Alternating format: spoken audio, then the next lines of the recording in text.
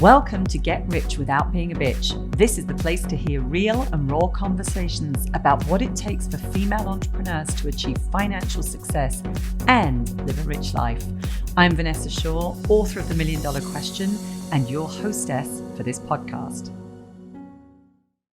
Hey, Pam Brooks, really welcome to the podcast, Get Rich Without Being a Bitch. We are going to be talking fun conversations today about money, career, boundaries, assertiveness.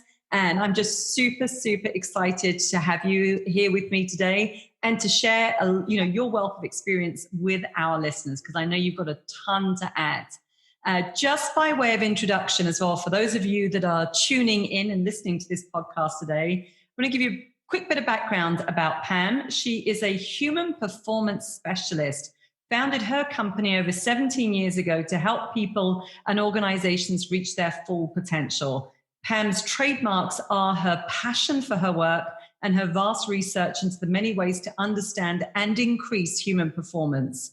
She was recently certified as a facilitator of Brené Brown's Dare to Lead program and is also a certified practitioner and coach of conversational intelligence by Judith Glaser. She trains coaches and consultants in her suite of Compass reports that get right to the core of emotion and logic that drives human performance. And in her spare time, I'm not quite sure how much spare time she actually has after doing all of these amazing things. She loves riding, hiking, and sailing.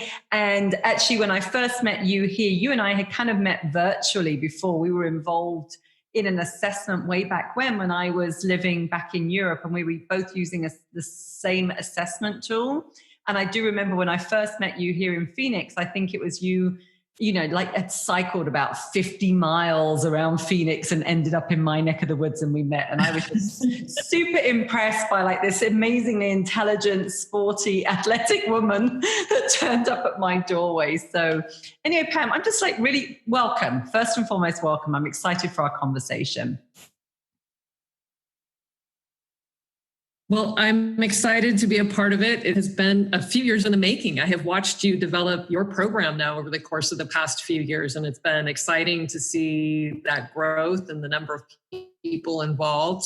So kind of that full circle. It's really great to be back and to be part of this. So excited to be in the interview with you and share from my experience to see if there's anything I can do to help other people that are in your program. Totally right. And it's again, real and raw conversations. So what I'd love to, part of this is definitely going to be about money. What I'd love to know is just to dive in really deep into your background, growing up. I know a lot of us have those early experiences, not always positive, around money. But what were some of your own, childhood experiences as it relates to money and growing up?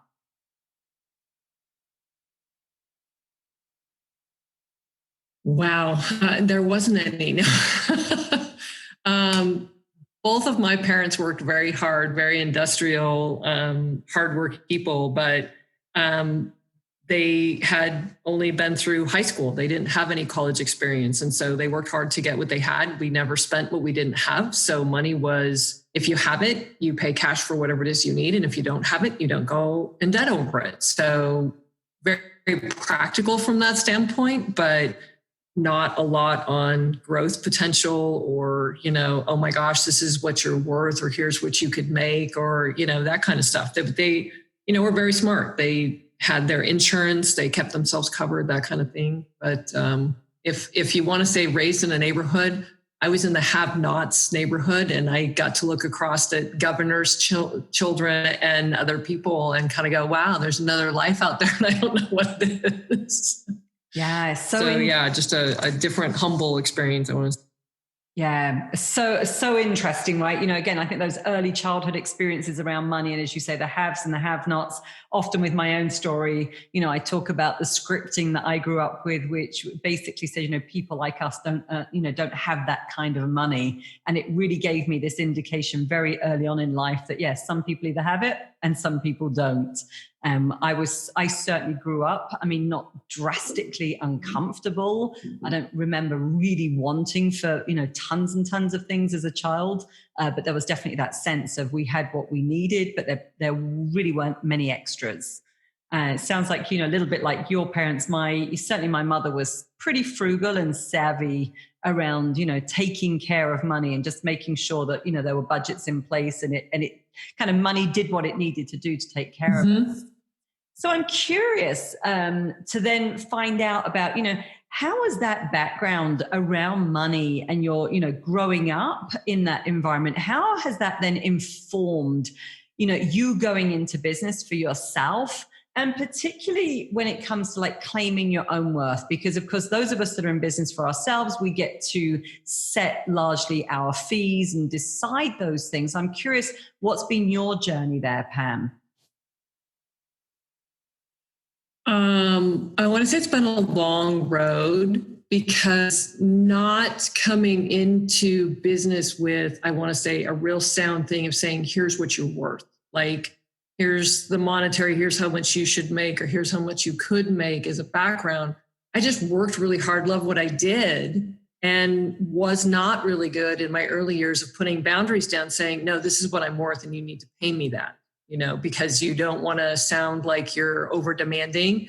And even wound up in a few situations where I started to put boundaries down and people would push back up against it, and then feel like, oh gosh, maybe I'm not worthy of that because I'm getting the pushback. So it's been, I want to say, a struggle over the past probably 5 to 6 years of saying, no, here's what I'm worth, here's what I demand. And what's fascinating is I think there's also been a shift from when I first got into business to now for women to be able to ask more for what they're worth. And you can even see it in the research that's being done now in terms of women being able to step up and ask for it. And, going through Brené's training, it was fascinating to hear that she's experienced the same thing. Here's this person you look up to and you go, oh my gosh, she's like this world renowned speaker and she does these amazing things. And she shared from her experience even that she started doing a lot of keynotes, and she was up giving a presentation, and there was a manager that worked with some of the other men in the industry and pulled her aside after her keynote and said, man, you just nailed it. That was awesome. She said, Brené, but I have to have a serious conversation with you. And she said, what? And she said, you're taking the keynotes, the beginning and the close, so you should be making more money. And right now you're making a third of what these other speakers are. Wow. And said, I'm telling this because if you don't demand what you're worth, it's going to make it harder for every female that comes after you. And so now she does.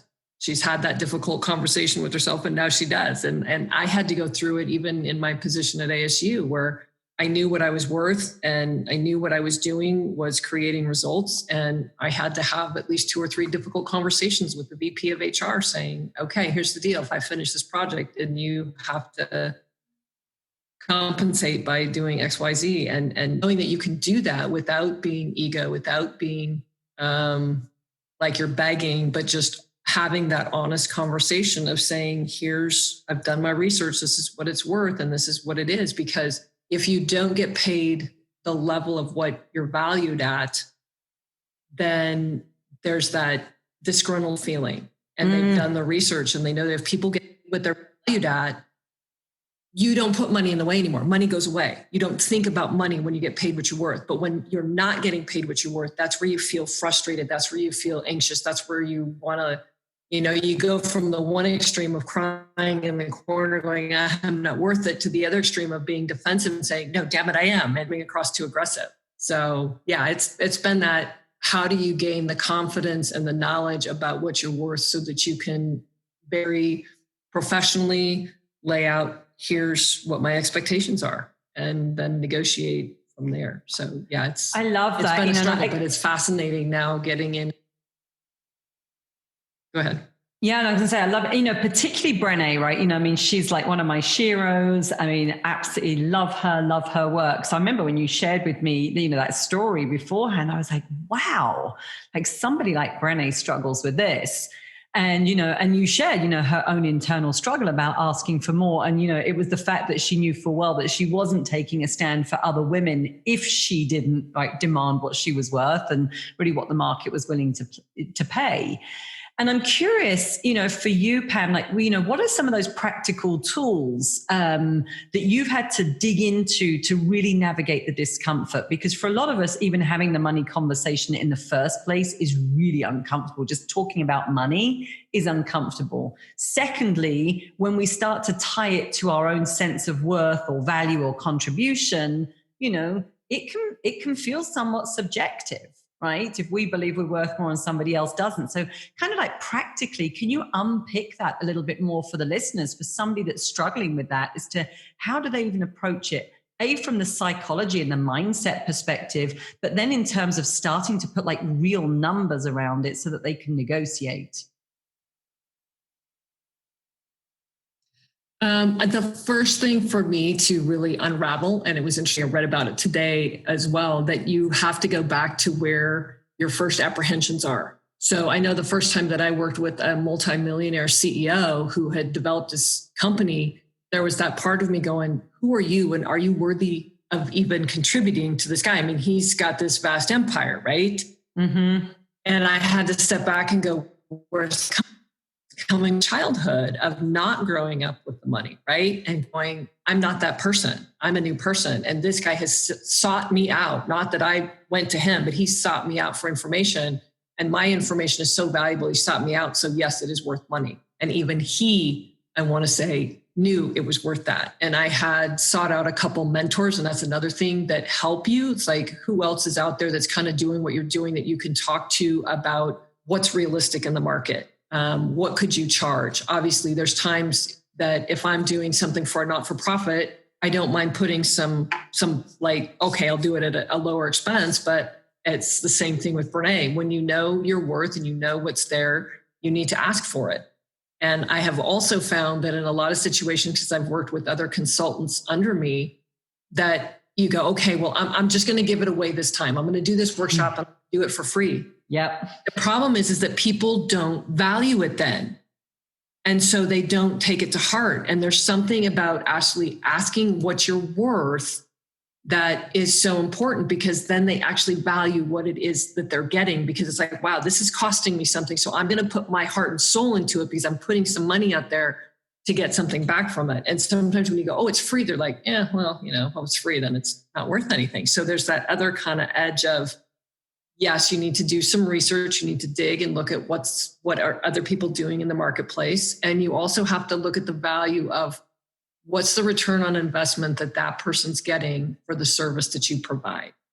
So for me, I had to dig, because I do a lot of staffing of CEOs and CFOs. And when they have turnover, it can cost them up to 30% of a 3-figure job. So I go in and I only charge an hourly basis to really provide them with information, when I should be charging a percentage of what it costs them to get a good employee.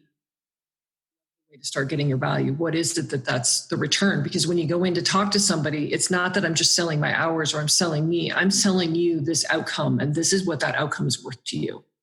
And so it's that ability to kind of put it out there and say, here's what it is that I'm doing. Here's what it's worth. And then it's not about you. It's not about your identity. It's about, I'm doing something significant. Yeah, it's so important, right? I think you said you just gave so many gems there. I think first and foremost, right? I mean, it's the going back to the roots, right? I love that you said that, Pam, with such clarity of, it's in that moment of discomfort, acknowledging it, and then stopping enough to kind of go, where did this come from? Right. And just saying, right, that was in my past. That was then. I understand the story. And, this is presumably quite a few decades later, right? It's like, I'm no longer that person. So I think that gives so much power when we just have this self-awareness to say, where did it come from? But then, as you say, obviously having mentors and coaches that can support you and kind of, let you know that you're not crazy, or that actually you should be charging more, or other people are charging more. And did you realize that kind of reality check? But then bringing it right round to, at the end of the day, oftentimes I think we get that really entangled with ourselves and our self-worth and our identity, this kind of pricing and fees, when it's not about us. It's ultimately, as you said, the outcome that client wants. And there's a massive cost for them to them for staying stuck or not solving the problem adequately. And your fees are probably going to be a percentage of that, which really establishes that value and that ROI. So kind of interesting how we run the whole spectrum of past the psychology to kind of market research, right? To then like value for the client and the outcomes that we're providing, that it's grounded in understanding that you're bringing a lot of expertise to the table as well. But the reality is, if you don't get past the psychological part, you don't dig deep enough to get the other part of it out there. And then once you deal with that other part, that allows you to step forward with the confidence and say, now I've done my research and I am worthy of this. And here you go. I did a seminar at ASU this last October on the imposter syndrome. And it is absolutely fascinating to note that around 70% of us at some time or another will suffer from the imposter syndrome, which is that's something that says, I'm not worthy. Who am I? If they really heard me, are they going to think I'm a fake? And I think we go through that in our minds a lot.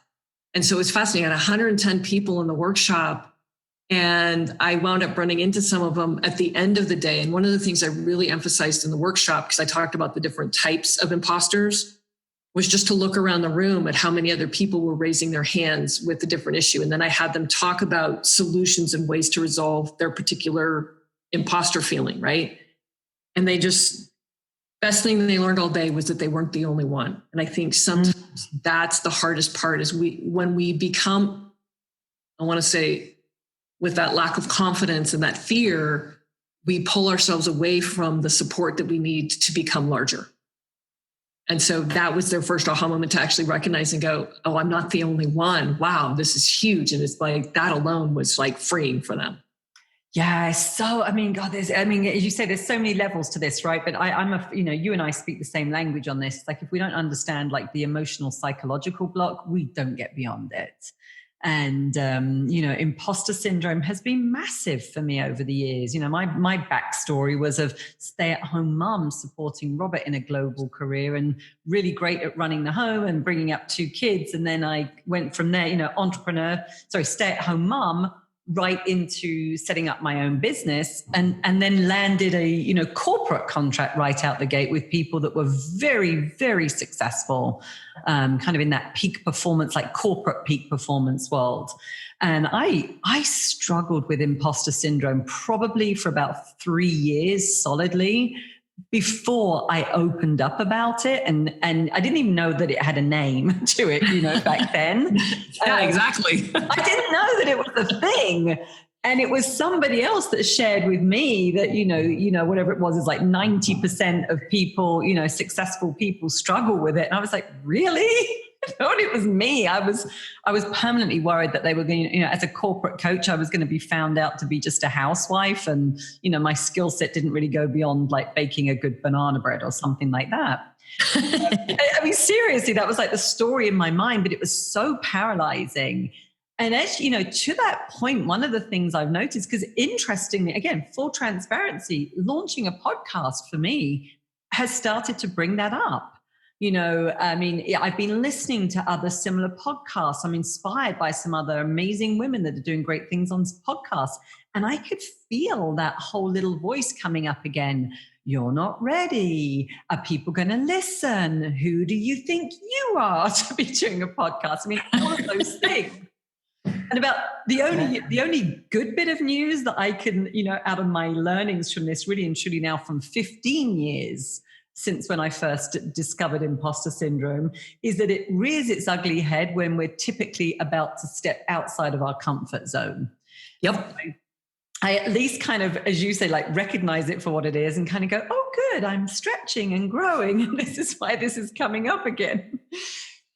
But super interesting how those things, we often say it's the same, new level, similar devil, right? That still comes back to plague us. I'm just curious as well, Pam, what I'd love to delve into, just to switch gears a little bit on this, because, you and I both got a ton of experience of working, consulting and coaching. And, we've got a lot of people that we've worked with at this point in time. But one of the things I really appreciate about the work that you do is you use a lot of research as well. Research is not my thing. I always have to get other people to do it for me. It's not my happy place. I have about a 5-minute attention span typically. And thankfully, there are people in the world like yourself that, really delve into it and geek out on it. But I'm curious as well as to, some of the research that you've uncovered that's really relevant to this conversation around the differences in the way that men and women are perceived differently when they are asking for things like a promotion or more money. And you've said, you've got to advocate for yourself, but the research really shows us some very interesting data points there of perception. And could you just share a little bit more with the listeners about what you've dug up?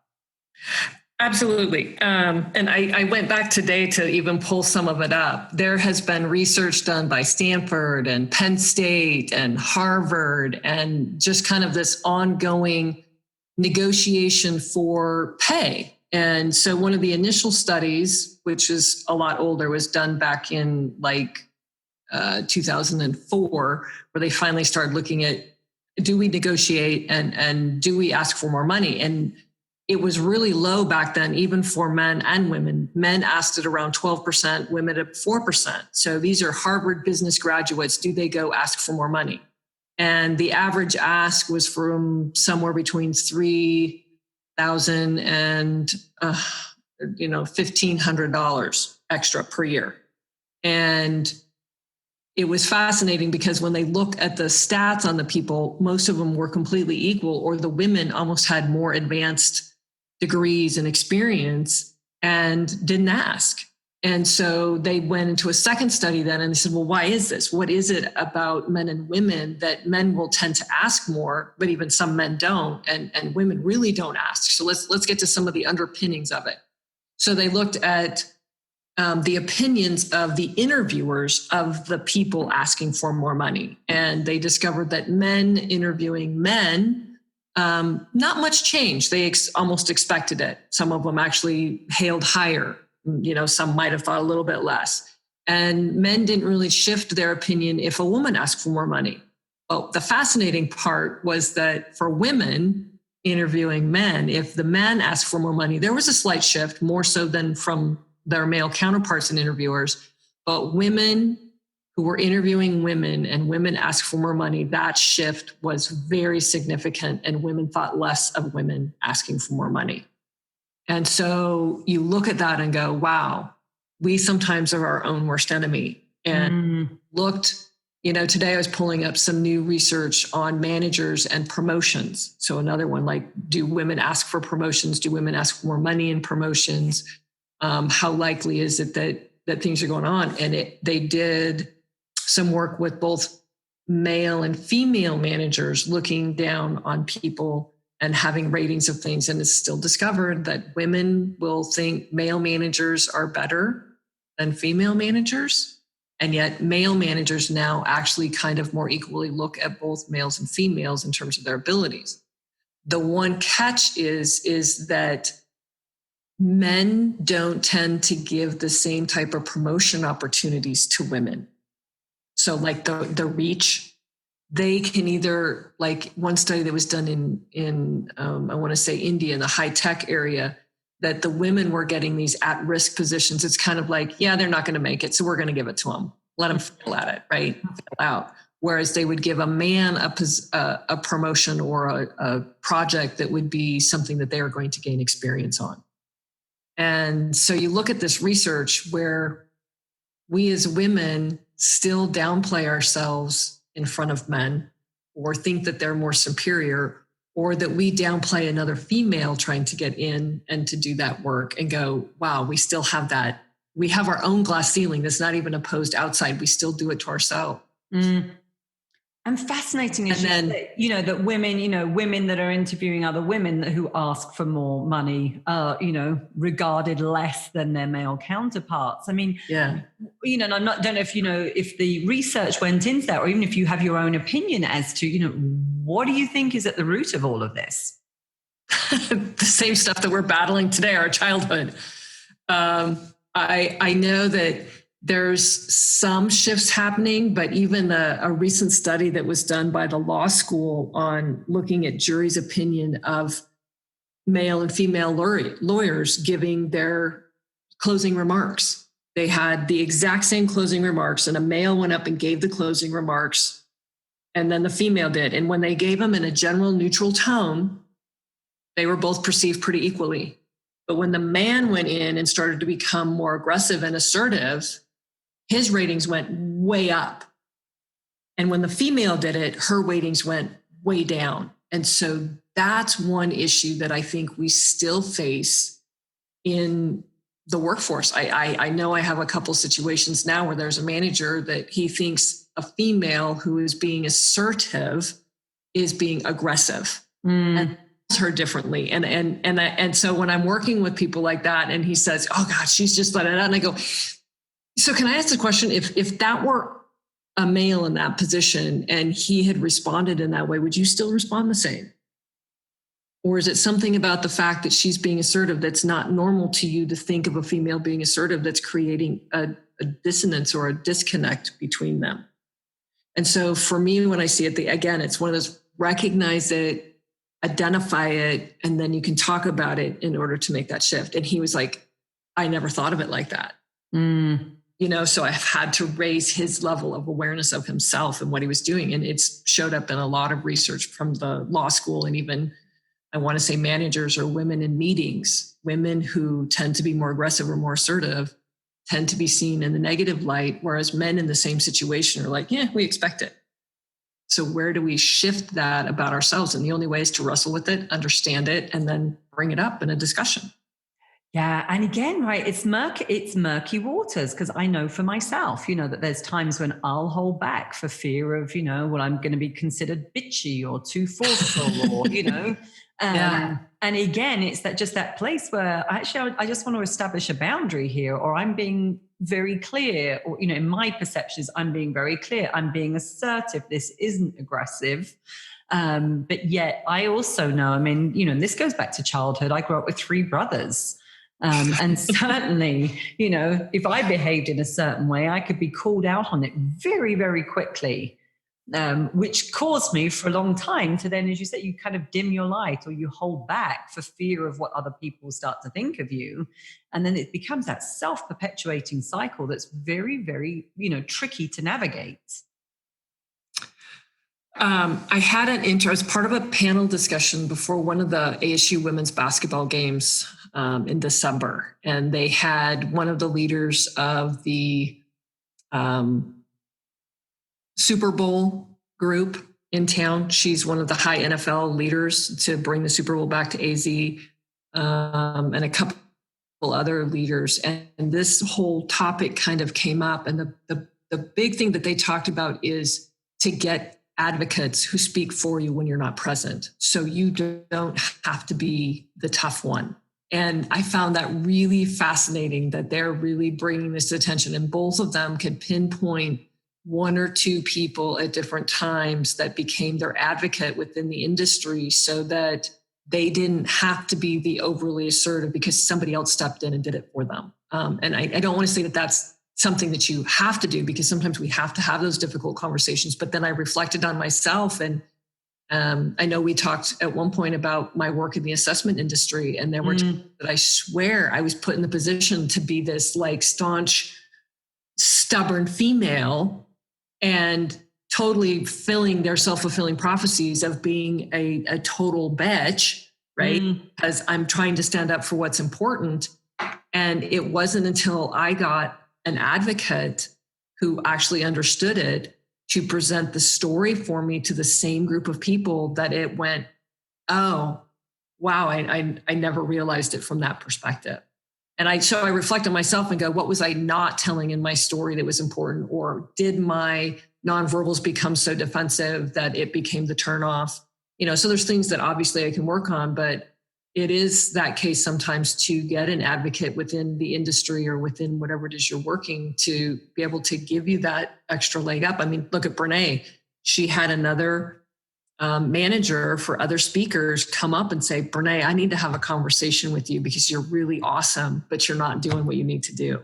right? So even she had Yeah. it. Super important, you know, and again, as you say, because sometimes it can feel like you're just taking on the whole world, right? And I know as well, I'm a passionate person, I'm emotional. So again, of course, all those things can come into play, and just the subtleties of tone and cultural expectations. I mean, there's just so many layers.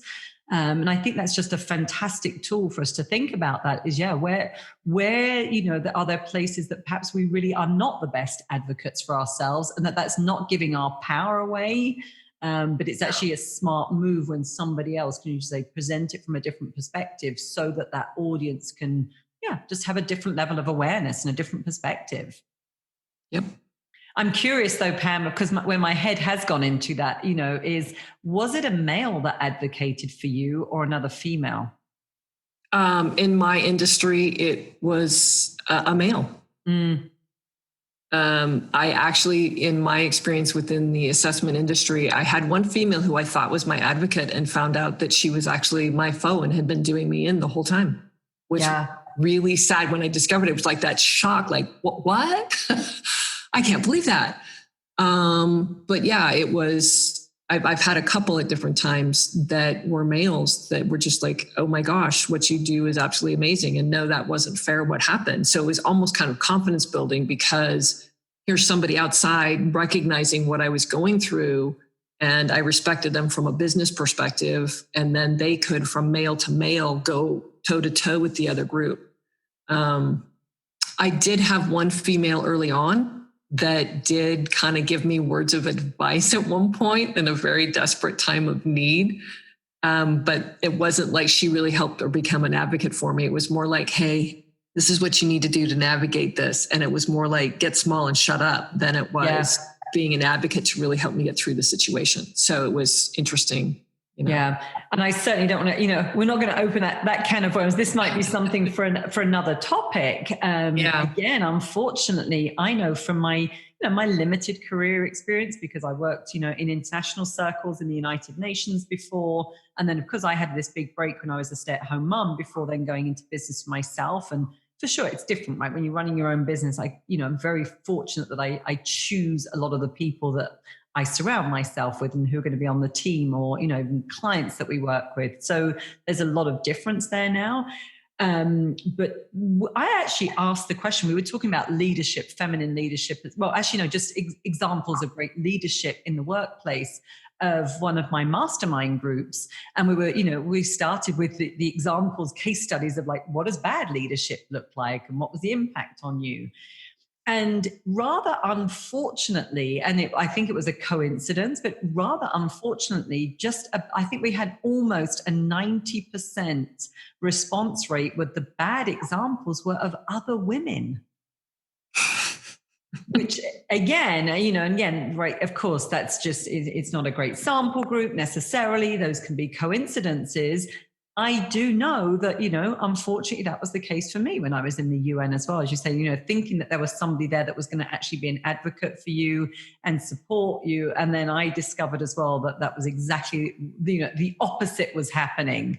And in fact, you know, if anything, there was definitely some, you know, backstabbing going on behind my back. So I think that's a great topic for another day, but not one that we can, like, as I say, it's a massive can of worms. But it does lead me to the question of, you know, with all the experience that you've got, you know, going into different organizations and the different people that you do work with, what do you think are, you know, some of those, you know, ways that women do lead differently compared to their male counterparts? Looking at, I want to say, some of the dynamic female leaders, because I think some of this is like generational, where I can see the ones that had issue, it's because they had to fight their way to the top. When I see some of the dynamic ones now, women don't generally pursue something just for money. I think men sometimes just get in for something for money. So there's a lot of passion behind what we do.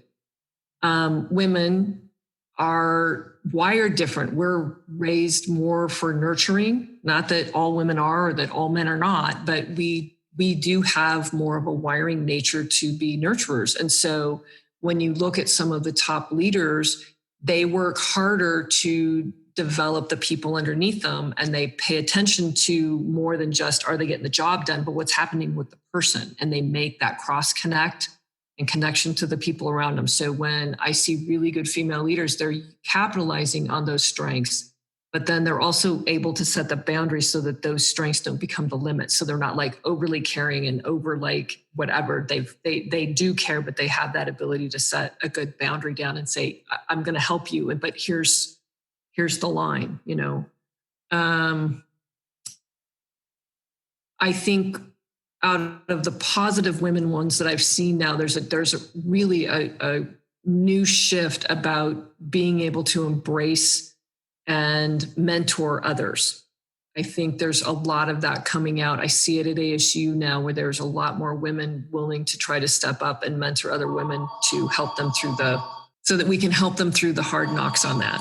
Yeah. And I think, to your point there, Pam, as you said, that the whole generational piece. I mean, I grew up in a family where women didn't work. They weren't the breadwinners. They weren't career women. I'm kind of like a little bit of the weird one, because I started to go down the path that many other women in my family had gone down, which was kind of that stay-at-home mum, right, supporting a husband in his career. And then I did this pivot and went into business for myself. And, my husband actually works in the business with me now as well. So it's a big pivot in terms of kind of generationally what was expected of me and what I grew up with. So I do think, as you say, some of those other women before us have really had to fight their way to the top. And I certainly see that with the women that we work with as well. So many of them really want to be fabulous leaders, wonderful role models. They are amazing advocates for other women, possibly because they didn't have that experience themselves and realize that there's a different way, to lead. And as you say, that, the nurturing side, and a lot of them, yes, they understand in business that money is really important. I mean, the numbers and having good financial health in the business is really important. But I agree with you. It's not like they're driven by money and power. A lot of it is about, doing great work in the world, being fulfilled, creating opportunities. And certainly, again, for me, one of my arguments would be for women to be, frankly, having greater financial ease in their businesses, is that women are just known to be far more philanthropic, and wanting to pay it forwards and wanting to be more generous and really about, families and communities and that bigger impact that they can make when they actually are more financially secure. Yeah, I just read an article today about, came out, I think 2 years ago, from Penn State. There was a article about the different career tracks between men and women. And men tend to jump right out of college and they get on career tracks and they can move. And they're allowed to move from one place to another, and pick up and put themselves into a better position, and they're allowed that career track. But women are not. When women come out and they start in their career track, if they stay in one place, they can tend to move up, but they can't when they jump to other positions. They're not afforded the same luxury in that transition to moving from one place to another. It's like they start over again. And I don't know if that comes from the fact that at some point they're anticipating a female is going to still want to have children and then leave. And so there's just these different trajectories. And I think, again, it's one of those, as we've talked about, the whole theme is when we recognize it, we can talk about it and we can do something about it. So even though neither of us went down this huge career path of keeping a job all along the way, it doesn't mean that all the experiences we've gained from this point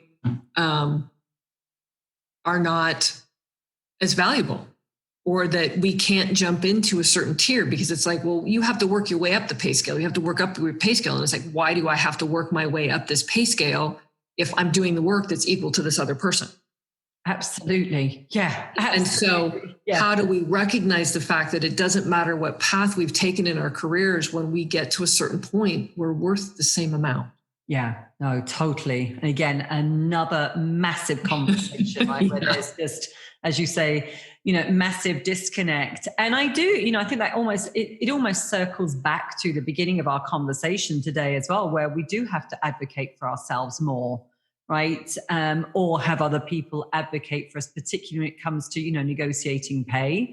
I see that a lot with, women that I've worked with as well. And certainly when I was in the corporate coaching, their male counterparts would be going for that next promotion, going for the board position.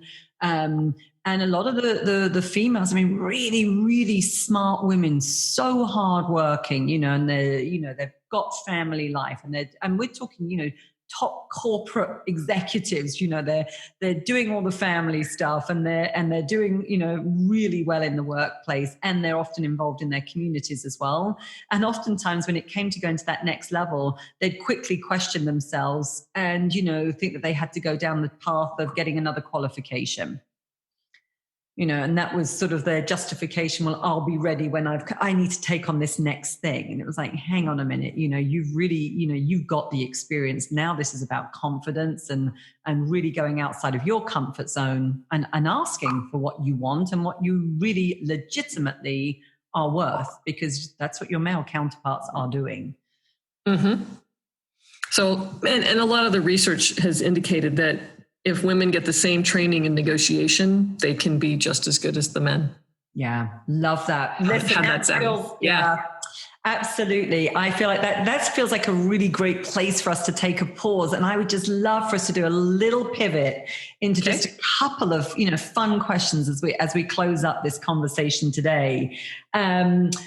What I know that you're embarking on a new chapter in your life and a big new, move and everything. And I'm curious as this new chapter opens, what does being rich mean to you today, Pam? It's not about money, other than the fact that money allows you to do the things that you love. For me, being rich is having more time with family, being able to pick the opportunities I want to get involved with, because I know I'm going to have a better experience or more success at. And it's interesting because I remember even listening to an interview with Simon Sinek, and it's like, have you ever had an experience where you didn't do well? And he goes, no, because I go to places where I know people are really passionate. So he picks what he gets involved in. Mm. And so I want to be able to direct that. And I think the other part for me, Rich, is when I'm going to move back into the training capacity for other consultants and coaches in what I've learned and what I do, kind of like you, but with more of that specific niche of dealing with people in team settings and facilitating and the executive coaching side, that I can help them help others. Because I've had that at a couple times where I've worked with someone and they go, hey, Pam, I used what you said and I went and I did da-da-da-da. And it was like really awesome. And so when I get that, that's rich to me. I mean, I get that sometimes even in my past job at ASU, where I've done something and you get that note and you realize that it wasn't just the impact on one person, it was that person's impact on others. And so it's that pay it forward richness to me. I agree. Yeah, that beautiful ripple effect, right? It's like put it that let's get that, the pebble in the pond and really see those ripples, coming through. And a fun question, curious, in the last, year, what's a purchase that you've made that was under $100 that's made a big difference in your life? Under $100. Under $100. Mm-hmm. Under 100.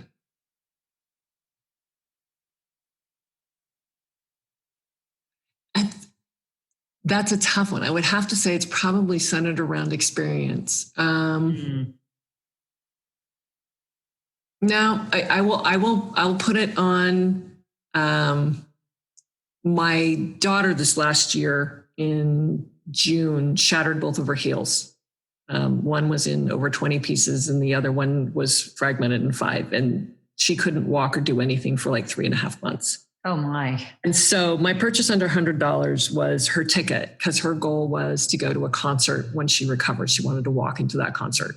And so I got her the ticket to the concert and said, hey, you know what? Here's your ticket. Here's your goal. Here's what you're going to meet. So to know that she actually went and got that photo of her actually walking into the concert after all she'd been through was just awesome.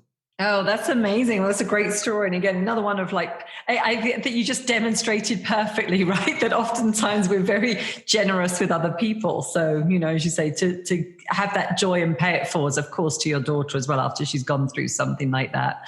For sure. She's never going to forget that moment. Pam, it is just always such a pleasure to connect with you. Thank you so much for everything that you've shared today, and keeping it real, and the research, and your stories, and your own anecdotes and opinions. And I just want to wish you a really, really, successful trip across the country, to your next chapter. And I just look forward to us staying connected and seeing where we both end up and keep crossing on this path that we've been on for many years now. I know I will be back in the Phoenix area. I've got ties here, so I will be back, and we'll have fun looking at all the stuff that you develop, and maybe I'll be back for one of your conferences. Absolutely. Take care now. Okay, take care. Thank you.